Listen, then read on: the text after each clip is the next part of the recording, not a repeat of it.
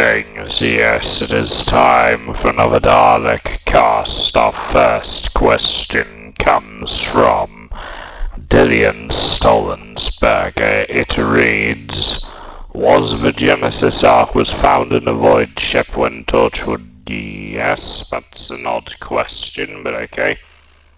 If you were to integrate the separatist droid army into your Dalek Empire, excluding Dooku, Grievous, Viceroy, Gunray, and the other separatist leaders that are not battle droids, how would you go about it if you were to use them to invade Earth? If I were to use the Confederacy of Independent Systems as droids, I would basically use them to attack small corners of the globe.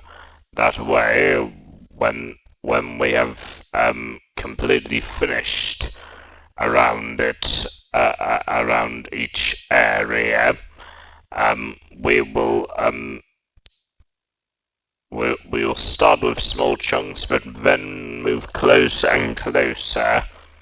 That way, we can outnumber them from 0 to 1, and frankly I think Grievous would be a massive help if he was able to. Every single clone trooper who disobeyed Order 66 2025 updated. Okay. Who's Mauler? Mauler learned. Okay, so Abu Baker asked me that question about the droid army.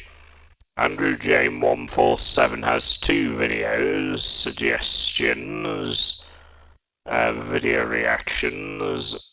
First is every single clone trooper who disobeyed Order 66, 2025 updated. Who's Mauler? I don't know who Mauler is. Who's that? Is that some Darth Maul guy? Is he a Darth Maul person? Okay. Man in Suit, short fun film, analog horror. How long is that film? That's what I'm wondering. That was Dillian Stolensberger. Abu Baker has sent me 2 videos. The first is this one. Why renegade Daleks are superior to imperial Daleks? It's because they're not created in Genesis. That's probably why.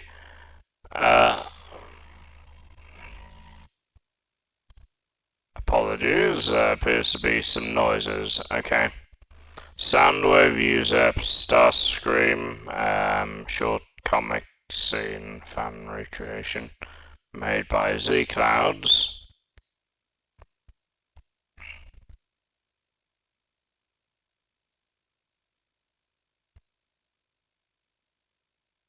Oh, in .z Clouds, 3 Little Pigs, but in America Lego stop motion made by Sendos Studios.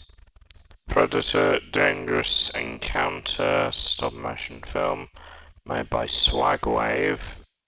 Odd name. And why do they keep calling us that?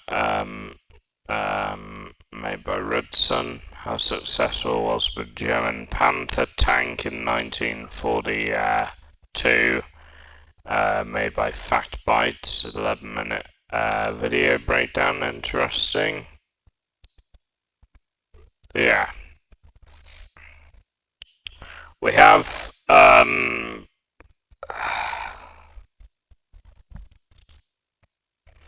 we have 2 Dalek bump videos. We have one about the Imperial and Renegade differences, and what's the other one?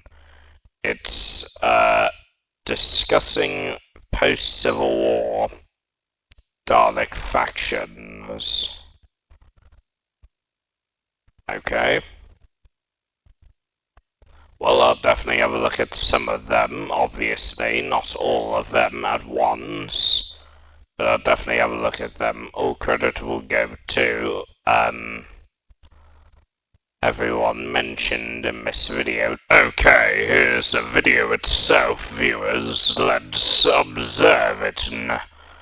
Now, so our first video is made by Carno Motions. It is a stop-motion animation based on Man in Suit, apparently. But yeah, I'm not going to react to all of the videos.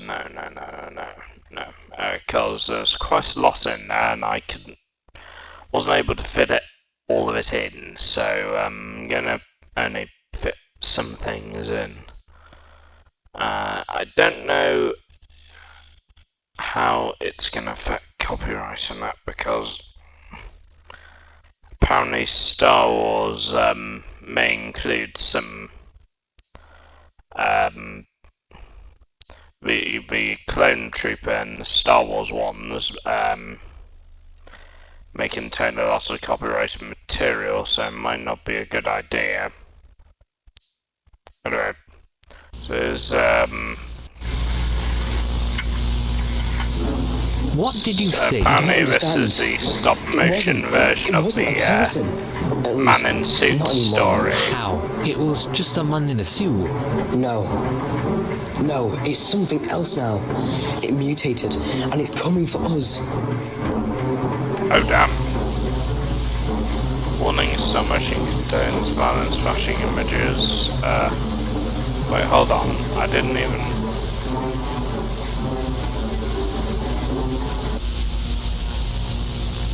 But I didn't even get to read all that. No, it's something else now. Appropriate for children, you have been warned, okay. It all started when we were filming like normal. I see, stop motion. Yes, this is actually an impressive stop motion here. Cut! That is great. Get him out of the suits. Take it off. Oh damn. Where'd you think you're going? Fine. But bring it back tomorrow. Virgin Games, introducing Jackpot Blast, which makes a winner every 10 seconds. Play now It's at Virgin unable Games. to take it off because of demonic possession or something. It's actually a Roblox game based on Man in Suit. That is good. Now get him out of the suit. We advise you, Nakajima, to take it off.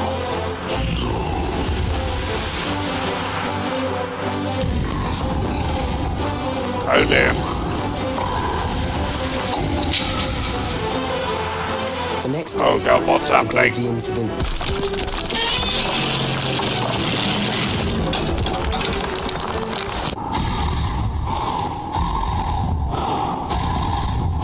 Oh god, what's happening?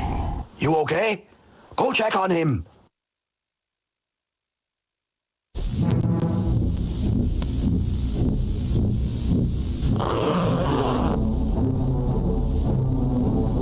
Oh my What goodness. happened? What am I looking We at? do not know. That, I The believe, suit. is what? The suit. It is now his skin. What colours was it? Oh We damn. are unsure, but we need to keep this secret forever. Oh damn. please. Room number 2, please.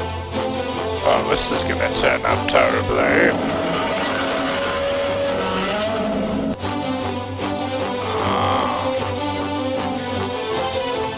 Stop motion by Kana.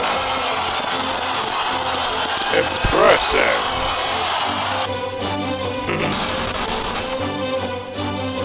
I see what's going on. Oh. 6 months later.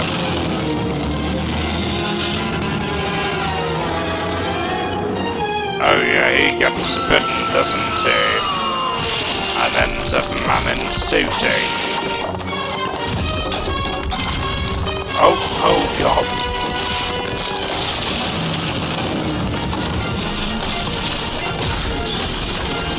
Oh dear. Don't you think he's being a bit rough? It will make the film much more realistic. I have a bad feeling Oh about dear, this. this is probably not going to turn out well.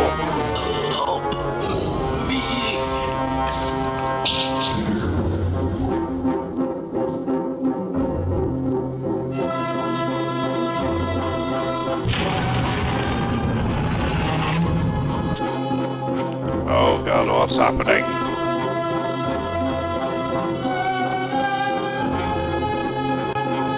Oh dear. Again? We think that Koji spread his disease or whatever he has to the actor. Oh dear. This will be the last time he's killed and affected too many people, and we have to kill it. Okay, Sir, let's do it. Sir, we can't find the man. We believe he's escaped. What? Oh damn. That's one good thing. This Capital takes One. the whole dinosaur costume party thing on a whole nother level, dude. Oh no!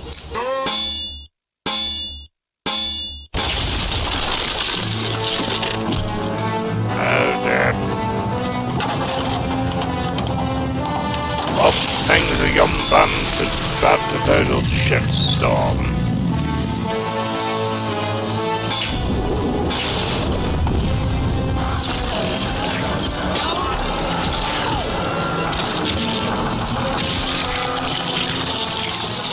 Question, how does this work with Legendary and that?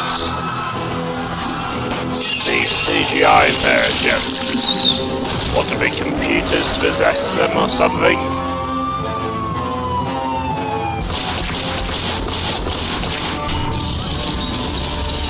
Oh dear.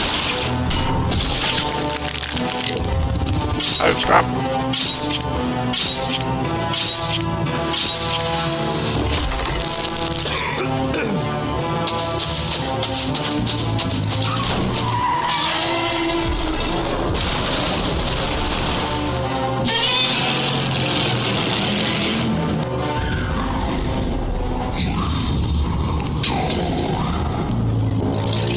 Oh dear.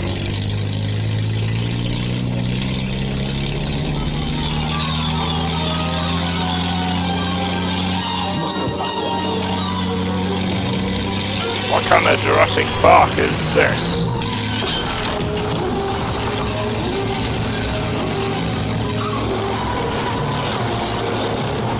So why are you bringing it into the city, you klutz?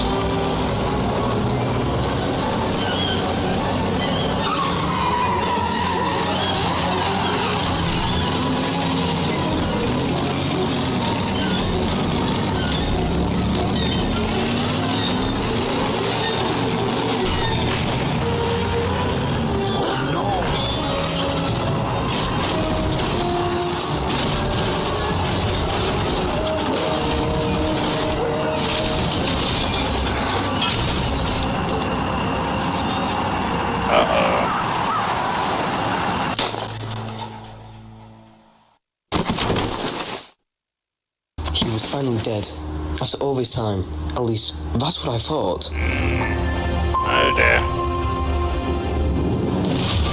What? Oh, wait, where? In a tragic turn, Halloween night, usually filled with joy, turned somber in our town. A drunk driver wreaked havoc, leading to 20 fatalities.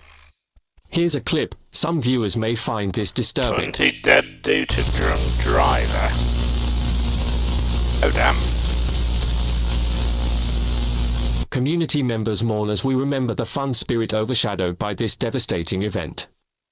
Back to you in the studio, Dave. Alright, now give me the money for covering this up.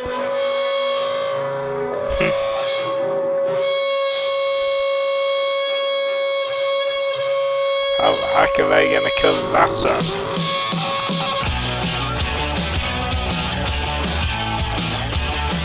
Well, that was interesting.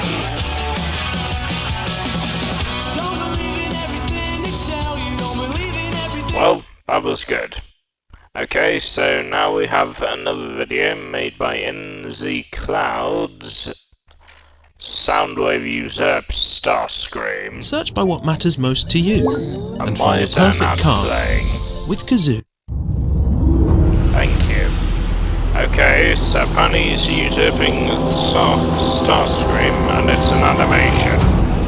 You know how much I love animations, so what's going on? Soundwave! What is the meaning of this gathering? I call Yes, the meeting what as is a the reset meaning of of this? Starscream. We find ourselves on the run, beaten back by barely functioning Autobots and their weakling humans. This is not the way it should be. We, the Decepticons, should be the conquerors. We should be the ones that enslave. I know who'd make it right. Megatron. Well, nobody wants to hear from the pipsqueaks. Yes, nobody wants to hear from Megatron. Starscream. All of us here have sacrificed for our goal. The extermination of the Autobots is necessary. And after trying your hand at leadership, you have failed miserably. Indeed, you have failed. It is time to step down. Decepticons! Look at what your brother does! He lies! He usurps what's right and good! I am the Decepticon leader! I am the one who can lead us back to glory! Starscream. Fat chance. He challenged you. This is our way. Ready yourself for combat. You're so predictable, Starscream. What makes you think you're any better than any of these? What makes you think your leadership qualified, Starscream? Starscream. Never die! Good job.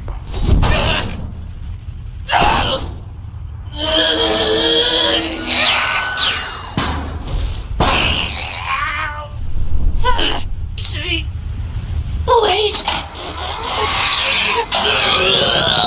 Oh my goodness.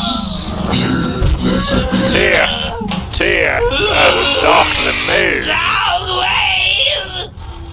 I am willing to forgive this betrayal.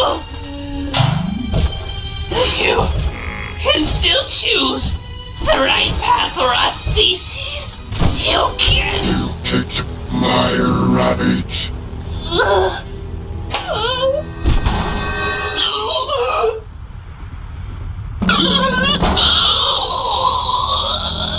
Oh god, here we go. The only path left is extermination. Soundwave superior. Starscream most inferior. Starscream. Goodbye. These pieces will help heal ravage, but I will not just heal my own. We will rebuild together.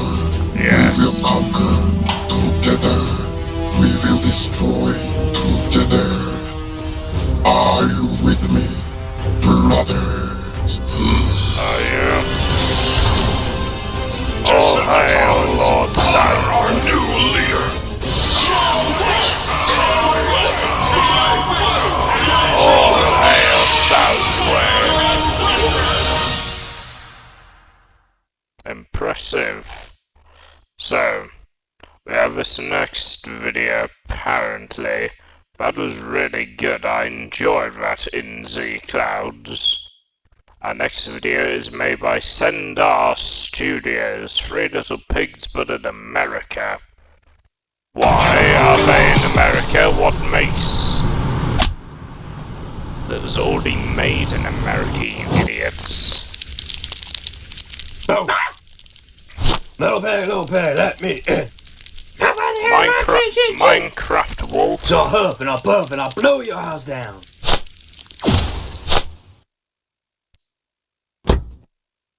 Yo, what's all kissing, man? Little pigs, let me in. Not by the hair of my chin. I got a full beard, brother. No, you don't. He doesn't know that. Stop the cat. He knows. Huff, puff. Cat. Wait, hold on. So there's one kid on Minecraft wolf own a goddamn gambling gun. Let me in now. You always got a sniper, don't peek. What the heck is this insanity then? What have you been smoking? What do we do? What do we do? What do we do? What do we do? Brothers, fear not. He's definitely not stupid enough to jump down. Oh damn. Y'all want some bacon? Oh damn. Due to the graphic nature of this stop motion, viewer discretion is advised. Yep, so this is made by Swagwave SM. All credit will go to him for making this Predator video. This is called Predator Dangerous Encounter, and it's involving the Yautja species, as you probably had guessed. In case you're wondering what it was referring to.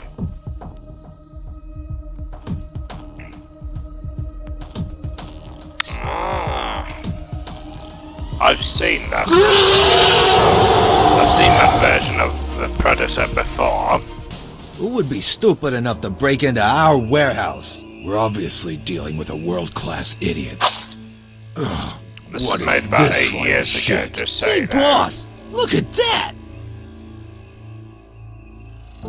Alright, boys, stay sharp. Whoever did this might still be around. Split up and search the place. Well, you're dead. Don't look like nothing's missing. Yeah, something's Looks not like right you here. guys are Just keep your head on a swivel. Huh?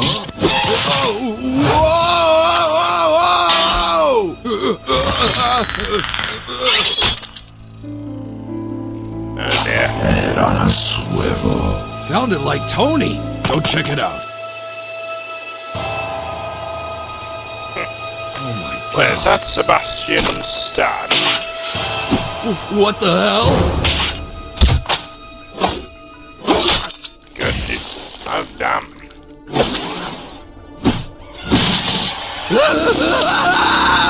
I'm out of here!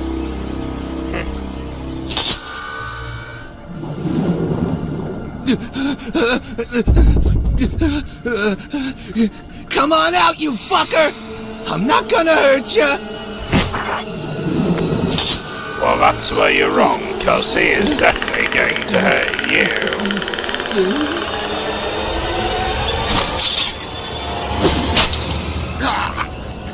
Oh damn. Well, that's your career done. I'm not gonna hurt ya. Oh shit! Why is there so many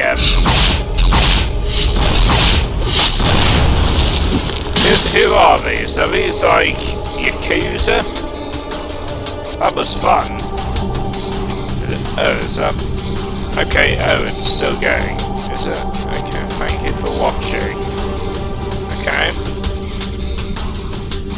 Oh! Oh, it's still going. I thought it would have completed, but okay. Oh boy, here we go. Xeno time.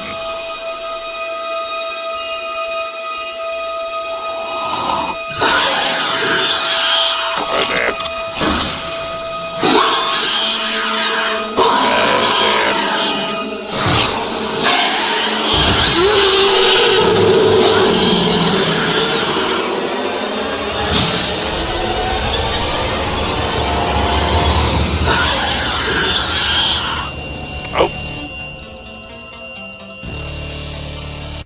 That's a bit crazy. We're good to deal with aliens now. That's cool. I never understood why they are in the same universe, because they're obviously not. I think the only reason why they're in the same universe is because of the AVP movies and the AVP game that I played. So in this video, this one is called Red Sun apparently. Home. It's a feeling that grows over time. It's where a... Eat laser clankers! Why do they keep telling us to eat lasers? Do they taste don't good? know. How should I know? And why do they keep calling us... What? What do you mean, why do they keep calling you that? Oh, I get it. Yeah. A long time ago, couple of weeks, couple of months ago, apparently, people, some idiots on Twitter have been stating that apparently Clanker is a racial slur for robots. I'm like, what? What does that got to do with anything? You know what? You should just go and ask them. Roger, Roger. Wait, no, that was a rhetorical suggestion. Oh, What the? Oh, not this again. hello, clones. Over here. That droid is signaling us. Yeah. Don't know why, but let's be prepared. What is it, like for robot anything. racism, is it? Greetings. What is this? Are you clankers trying to trick us? Oh, for the love of, what am I saying? Of course this is some kind of trap. What? No. At least not yet. What was that? We brought you out here because we wanted to know one thing. Is that some kind of joke? No, really, we wanted to ask you something.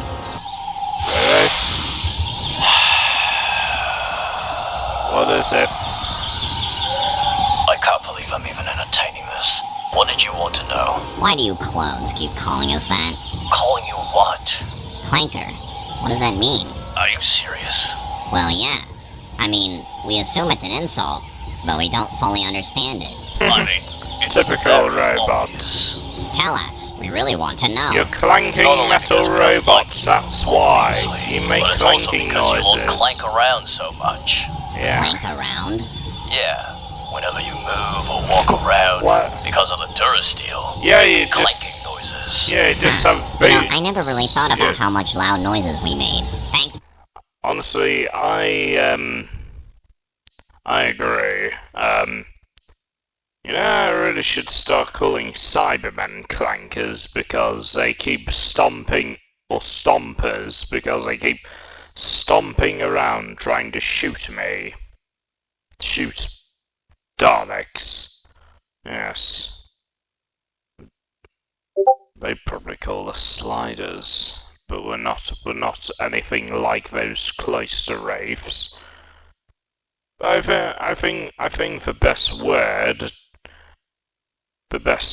word in terms of racial discrimination is basically the one word we all use for any creature. Inferiors, but we call them impurities. Detritus of the ecosystem, the inferior species. That's one of the main words for them. Regardless what we call them, they are obstacles in our way. For the info. And they must be exterminated because... Does this mean we're friends now? No. No. Oh. Republic dog. Clanker. White job. Rust bucket. Meatbag. Chip brain. Cloner. Whoa! Cloner. Hilarious. Inferior species, both of you. Okay, so this next video is made by Fact Bites, apparently it's called.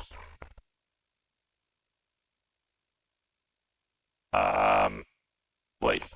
Is this the... Wait, is that alright? Wait, is that the right video? I don't think it is. Is this... Wait, hold on.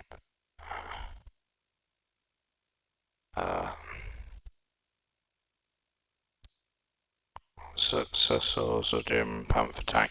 Yeah, so, yeah, this is the right one. Okay, cool. So this is made by Fact Bites. Apparently, all credit will go to him. So, let's have a look at this now. Yes. The Panther Tank, how successful was it? Over the past 75 years since its gun fell silent, the Panzer...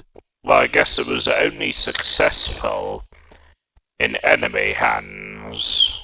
Kampfwagen 5, more commonly referred to as the Panther tank, has been subject to vigorous debates surrounding its level of success. Well, problem is, while some have hailed it as the forerunner of modern battle tanks, and even consider it the finest tank of World War II, others have criticized it as yet another misallocation of precious German army resources, and an example of their defeat.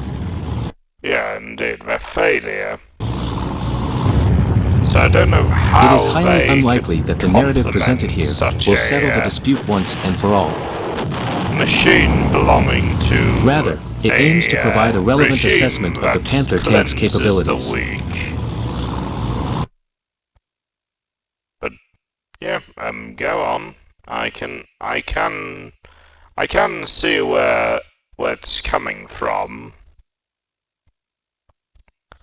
And then again, we're also a insane imperialistic regime that also cleanses a weak. My goodness, are we the bad guys? No, of course not. But Doctor is the bad guy, isn't he?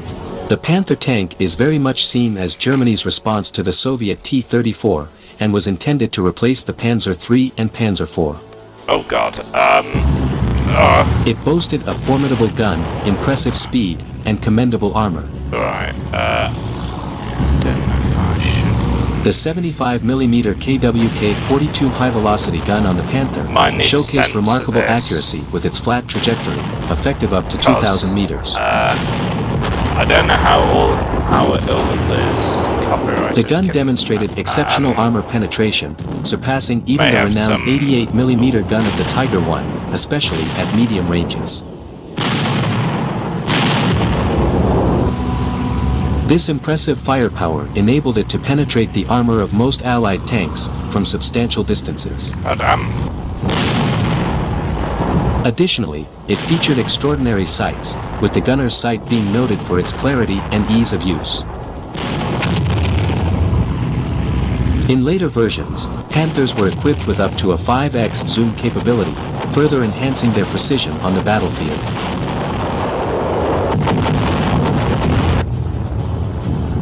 The Panther tank incorporated a well-designed sloped frontal armor, inspired by the T-34, but with nearly double the thickness.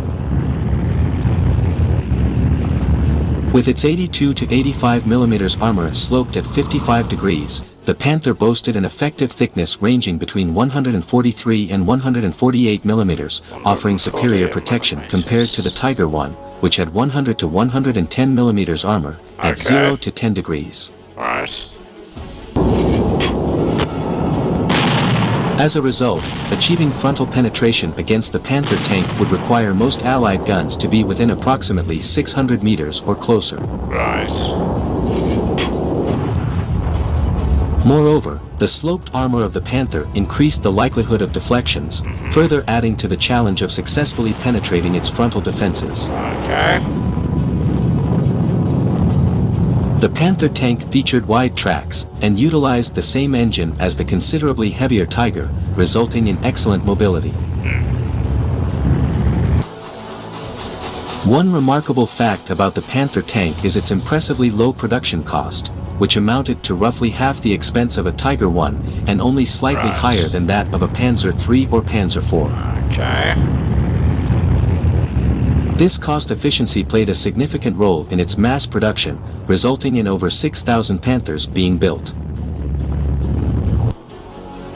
Such a substantial number was particularly noteworthy, given the challenging circumstances faced by the German industry, which constantly grappled with the relentless onslaught of massive Allied airstrikes.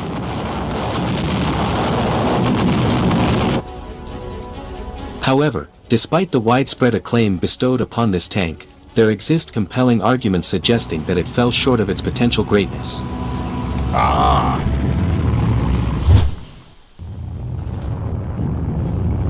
Due to rushed production, the Panther tank entered service without undergoing adequate testing, leading to numerous mechanical failures during its initial days of deployment. Despite being designed in early 1942, production of the Panther began as early as September of the same year, a feat that would be extremely challenging to achieve in modern times. Right. Merely a few months after the prototype had been tested, the Panther tank swiftly transitioned into full-scale production, emphasizing the pressing need felt by the German forces for its deployment. The Battle of Kursk stands out as a notable instance, where such mechanical shortcomings were evident. Right. The synchromesh gearbox on the Panther tank was deemed somewhat over-engineered, but it was the engine-related problems that posed significant challenges for the vehicle. Yes. During the autumn and winter of 1943, the Panther's combat readiness was notably low, with a significant portion, approximately 50%, of the tanks rendered inoperable. 50%. Out of these, around two-thirds experienced engine-related difficulties. Typical.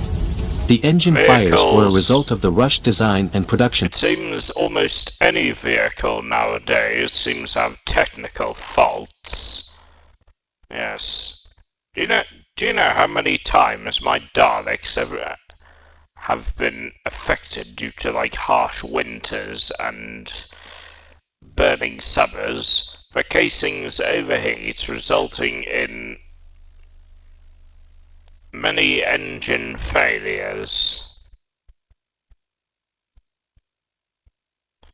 That's why you don't see many Daleks in sand and snow. It's because it would drain the batteries. Dalek casings require power as well, but as well as telepathic circuits. It also requires a lot of energy, a lot of power, and if anything like enters the casing, it would end up affecting its motion sensors, anything. That's why my soldiers always need to be careful when travelling through snow and that, because harsh winters do not do well for Dalek casings. It's like your Earth cars, except in process. While most of the design flaws were addressed by late 1943 and early 1944, their resolution came too late to have a significant impact on the outcome of the war. Yeah, indeed, similar Additionally, the final drive proved to be a major source of trouble for the Panther, as it struggled to withstand the strains imposed by a tank that ended up being around 30% heavier than its initial design specifications. Yeah, exactly, yeah. That's why I always try and keep my Dalek Another drawback of the Panther tank was with its interleavable system. Because if Dalek casings showed their true weight, it would fracture the surface of the Earth. While these wheels provided excellent mobility and traversing capabilities over rough terrain, they posed a considerable maintenance challenge. That's why we've added elevation nowadays, because accessing one wheel necessitated the removal of another, and the process would repeat, resulting in a laborious and time. Because when I was being worked on with Davros, they had to make sure that I was able to move across the Viscaro, the Carlin base easily. But yeah, now with help from Davros again, I decreased the weight ratio of our casings by adding elevation to make it easier for the Daleks to arrive in places such as flying up the stairs and that. Time-consuming maintenance procedure. The large KWK-42 main gun on the Panther tank was highly effective and accurate as an anti-tank weapon. However, it posed challenges in street fighting scenarios and difficult terrain, where its size and maneuverability were compromised. Regrettably, the Panther tank's gunner lacked a periscope, leaving them solely reliant on the limited field of view provided by the coaxial gun sight. Even more problematic, the commander did not possess a turret override, necessitating instructions to be given to the gunner for turret rotation and target acquisition once the bearing was correctly set. While the turret traverse of the Panther tank was known for its precision, it suffered from being notably slow and weak. Due to the lengthy barrel of the 75mm gun, there were instances where the turret struggled to rotate when faced with a tank positioned on a significant incline. Smaller smaller turrets. The side armor of the Panther tank. It's like the special weapons Dalek. They have like this big massive gun, and yeah, it's again to do with thermodynamics of the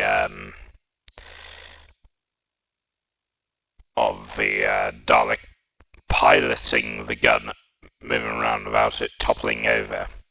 It's all to do with weight ratio. Was relatively thin, with the upper hull measuring 40mm at a 40-degree angle, equivalent to 52.2mm line of sight thickness in early models, and 50mm at a 30-degree angle, equivalent to 57.7mm line of sight thickness in Model G. Furthermore, the Panther's ammunition was stored in the side sponsons, which meant that a side hit had a higher likelihood of igniting the tank. This vulnerability reduced the advantage provided by the heavy front armor and the superior firepower, particularly in close-range engagements. The 4mm of hull armor behind the road wheels was vulnerable to penetration from anti-tank rifles that bypassed the road wheels, let alone tank guns. To address this issue, the Germans introduced skirts known as Schürzen, which served as spaced armor for the thinner hull. This practice continued throughout the war and has persisted to this day, with the skirts providing additional protection to the vulnerable side armor.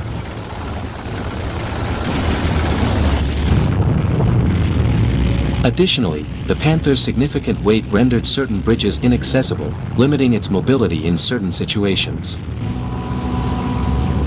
The Panther tank was primarily designed for engaging in long-range tank battles on open terrains, such as the Russian steppes. It proved to be exceptionally lethal in such environments. However, its slow rate of fire, sluggish target acquisition, poor turret turn rate, and thin side armor made it highly vulnerable in the close-quarters combat that characterized the battlefields of Western Europe. It's similar with me as well, considering during certain Dalek invasions in the Time War, I have noticed that there were some Dalek casings that did combust a lot during some close encounters, like in sharp corners and that. They don't do well there. I can't say. However, once its issues were resolved, the Panther emerged as a truly formidable adversary for both the Allied forces and the Soviet Union, instilling a sense of terror comparable to the feared Tiger I. The final version of the Panther, Model G, successfully addressed many of the issues faced by its predecessors, and emerged as arguably the finest and most formidable medium tank of the war. But, with a production count of only around 6,000 units, the Panther's arrival proved to be a case of almost too little, too late, to significantly alter the course of the war for Germany. Yes, it was too late. The final Panthers encountered by the Americans proved to be highly lethal, yet their armor suffered from brittleness and a tendency to crack due to the absence of alloys. Despite these limitations, they inflicted a significant toll well beyond what their numbers would suggest, leaving a lasting impact on the future design of main battle tanks worldwide. The Panthers, on the other hand, suffered from numerous flaws in their early stages, and were burdened with design compromises towards the end, which ultimately hindered its potential for greater success.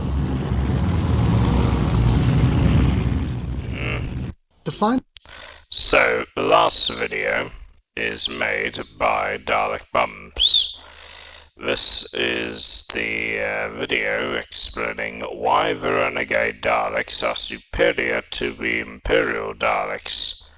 I think I already know that question, but anyway. The final Dalek episode of Classic Who, Remembrance of the Daleks, introduces us to two opposing Dalek factions locked in a bitter civil war. Correct. The Imperial Daleks, white and gold Daleks created to serve Davros, and the Renegade Daleks, grey and black Daleks from the old regime who fight for the Supreme Dalek. Yes. Within the Doctor Who fandom, you can also find another similar conflict, debate and disagreement between fans of the Imperial Daleks and fans of the Renegade Daleks. Yes. Because one fictional faction of Pepperpot fans... In case you're wondering, yes, I am a Renegade Dalek. Yes. In the past, in case you remember, yes, I think I showed a video of this a while ago. I was an Imperial Dalek. Yeah, in the past I was an Imperial Dalek. No, not Imperial, Renegade. And I abandoned Skaro with my fellow Renegade Daleks to find the Hand of Omega after a seeming demise of one of the many Dalek Emperors I served. Fascist has to be superior to the other, right? Well, ignoring the fact that Remembrance of the Daleks clearly indicates that the answer is no, today we are going to wade into that debate and decide once and for all which faction is superior. Is it the ragtag renegades with their hand-me-down casings and gaffer-taped plasma ball time machine? Or is it the upstart Imperials with their tacky colour scheme and total inability to hit anything? I think it's the renegades. Let's find out. But first, let's address the elephant in the room. As you can probably tell from my profile picture, I have a particular fondness for the Renegade Dalek faction. Yes, what can I say? I too am a Renegade But for this video, I will need to set my support of the wobbly grey goons aside and view this debate with total, unequivocal objectivity. Using pure, unadulterated facts and irrefutable logic, I am going to prove once and for all that the Renegade Daleks are superior to the Imperials. And not because the Renegades are the faction that I happen to have arbitrarily attached myself to, but because when viewing the evidence, it's clearly the simple and honest truth. Let's start from the beginning. Renegade Daleks are blobs, right? And Imperial Daleks are bionic blobs with bits added. This is how Ace describes the Dalek Civil War in Remembrance of the Daleks, and even this brutally simplified summation of the war... The Renegade Daleks, in case you're wondering, are in fact the same Daleks that appeared in Genesis. So that is a one-up for them, because they are the OGs. The Imperials are just sloppy seconds, in a way. Davros created them in Revelation of the Daleks, right?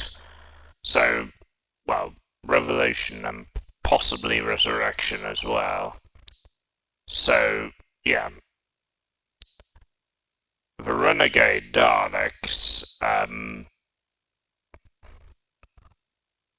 yeah, were made before the Imperials, making the Imperials less pure. Gives us our first inkling into what's actually going on here. Renegade Daleks are pure Daleks, whereas Imperial Daleks are cyborgs modified by Davros. This is why Imperial Daleks have a giant bionic claw that they can use to throttle people when they get too close, and why Renegade Daleks are apparently made out of silly string.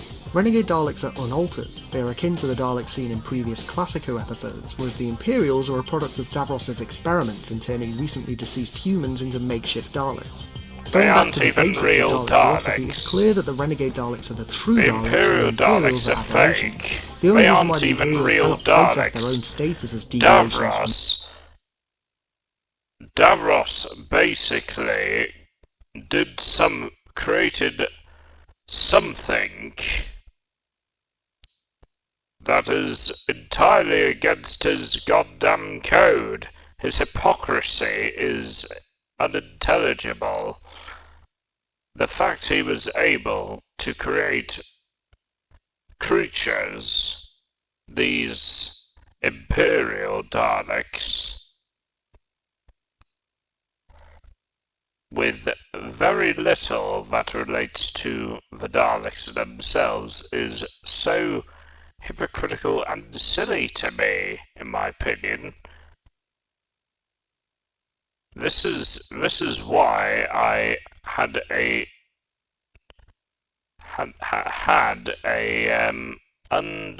undeniable hatred for Davros, because he's a hypocrite, and and his goal on helping us make the Daleks pure is beyond hypocritical and selfish, in my opinion. He only cares about himself and his blind obsession with using anything relating to the Daleks to his own advantage. The Dalek norms because Davros programmed them to believe the opposite. From the point of view of the Dalek Empire, therefore, renegade Daleks are superior, imperial Daleks are inferior. But it would be silly to stop the debate there, because there's more to this than just the Dalek perspective. We see in New Who that Daleks do go on to adopt cybernetics into their construction, with post-Time War Daleks being so dependent on their casings that at times it becomes difficult to tell where the Dalek creature ends and where the cybernetic engineering begins. So clearly the Imperials can't be impure simply because they're cyborgs, because not long after the Civil War ends, all Daleks are cyborgs. So was our... We are not cyborgs. How are we cyborgs? We've always had some form of cybernetics in our casings, Bumps. But yeah, maybe you're right. Maybe we did we didn't have much organics in the past, but thanks to the Time War, we've enhanced it. We've done things. We were easily able to understand Dalek technology more closely in after the Imperial Renegade Civil War. We've enhanced our technology. We don't require that.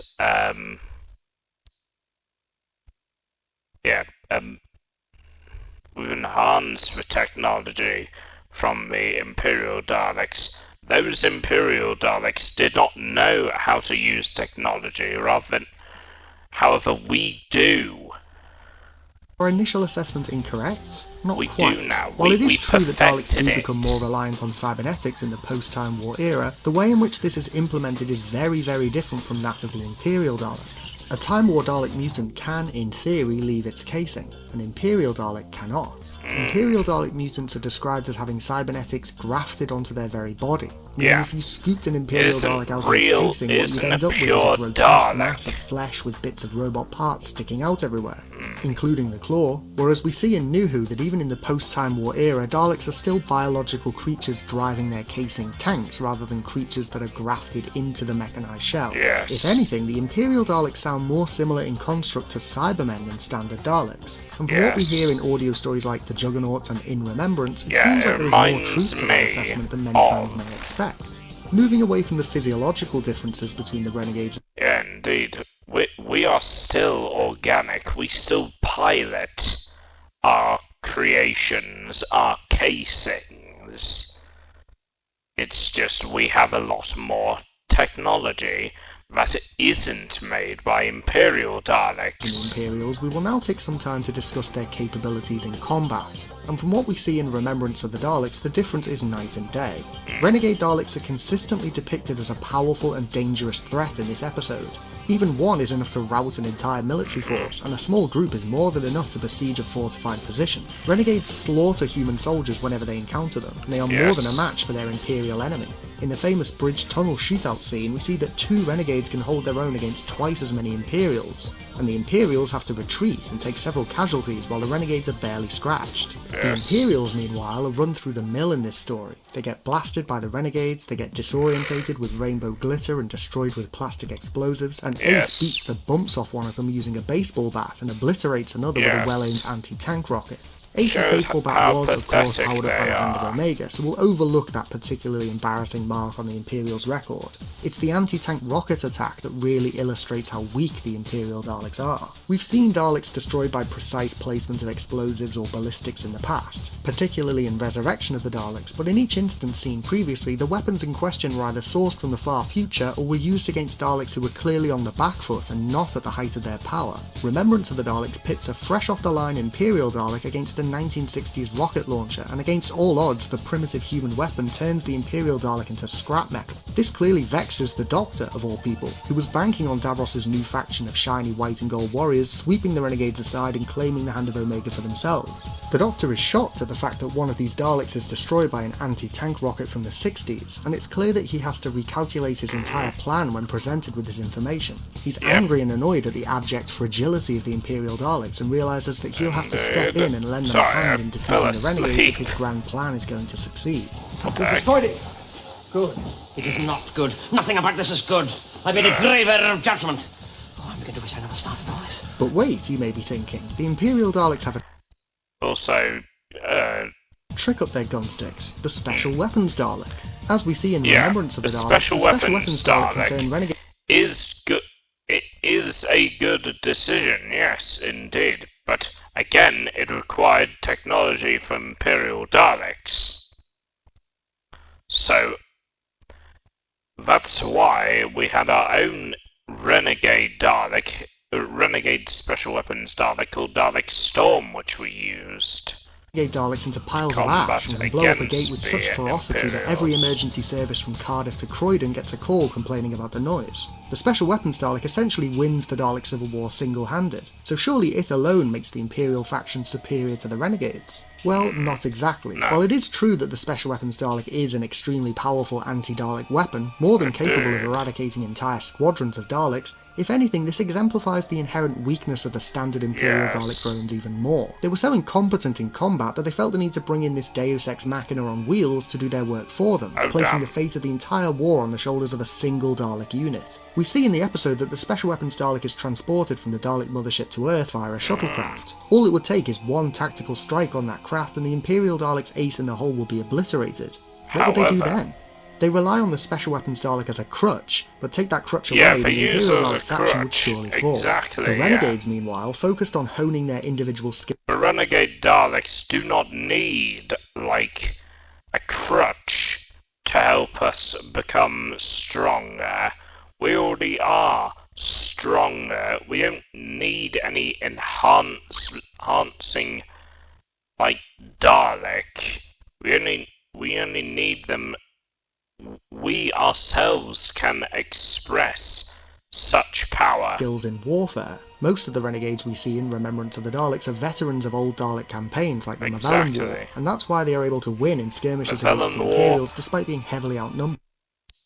Not just Mavellan War, but also the Khalid War. The Imperials put all their bumps in one basket. They are while the it did pay original off for them in this Daleks. instance, tactically speaking, it's a serious faux pas. Don't forget that were it not for the Doctor's interference, sabotaging the Renegade Daleks' time machine so they couldn't get away, the Renegades would have secured the Hand of Omega and departed before the trundling Special Weapons Dalek could even reach them. And let's also not ignore the fact that the Imperial Dalek attitude of going all in on a single strategy is ultimately their undoing. According to lore from books and comics from the 90s, while the Renegades spread themselves out across the universe, the Imperials consolidated their entire force on Skaro and the Dalek mothership.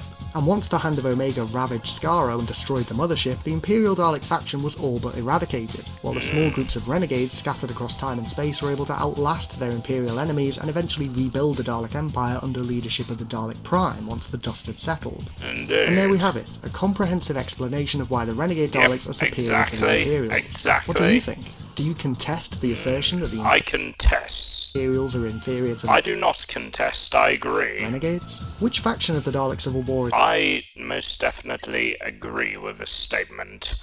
But anyway, my fellow well, I do, because I'm part of the Renegade faction. I'm the Dalek Emperor, obviously. Anyway, my fellow subjects, hope you enjoyed this video today. If you did, well, remember to subscribe for more. See you all in the next video then, viewers. Farewell! Thanks all for the enjoyable video today. Don't forget to click below to subscribe to the official Dalek Empire, or you will be exterminated.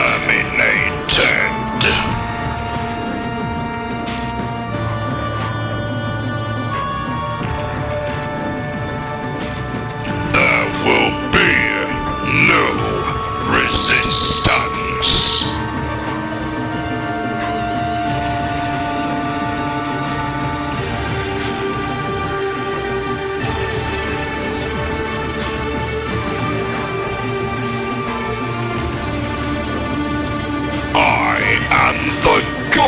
of all Dalek